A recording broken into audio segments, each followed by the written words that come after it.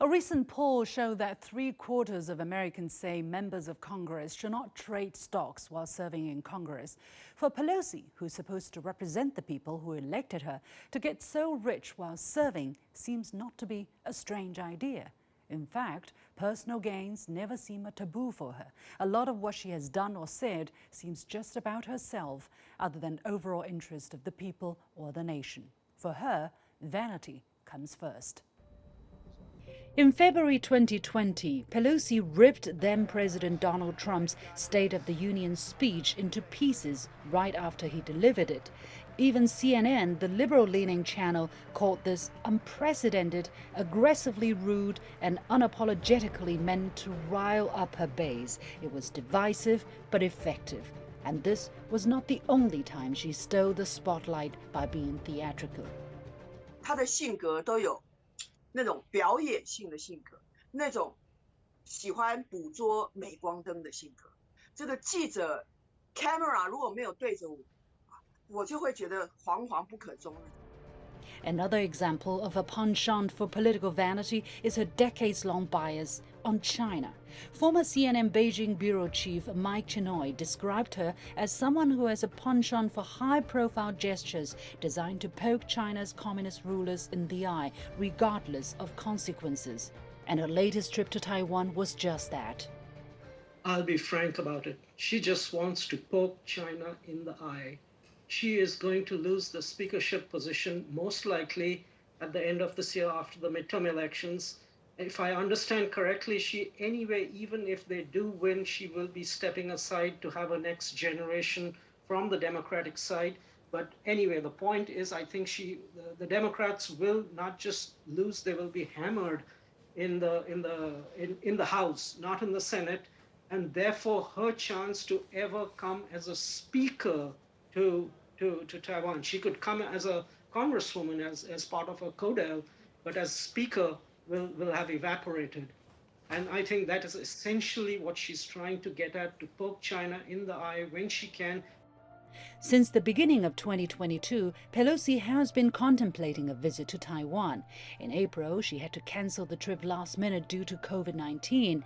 And in September, she'd be busy getting her members re-elected and elected. So before the end of this year, this was the last window of opportunity to put on this show and go down in history as the most powerful woman who visited Taiwan in defiance of China in the name of so-called democracy. It would also conveniently deviate attention from the scandals troubling her at home.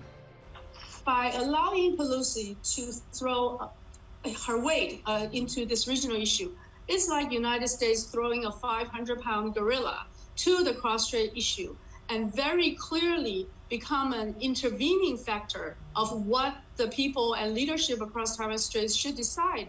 I would call her troublemaker in chief in the world, because she doesn't care about the fundamental interests of the people of Taiwan. She doesn't care about the prospect and the commitment for the reunification of the two sides of the Taiwan Strait, because after all, we are all Chinese on both sides of the Taiwan Strait.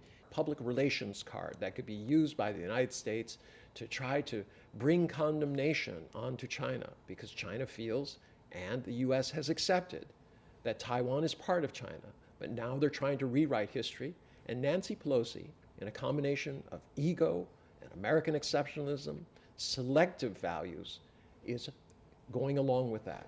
After she sneaked out of the island, the people of Taiwan have spoken. A poll conducted the next day with 13,000 respondents showed over 3/4 of people have no confidence in her promise to protect the so-called democracy in Taiwan.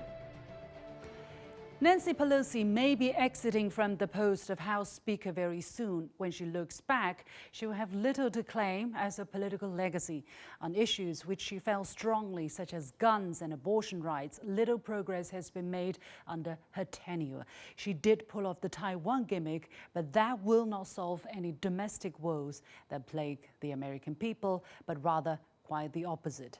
But Nancy Pelosi seemed not to care about the overall interest of the American people and nation. She seems to care more about her own legacy and her own pocket.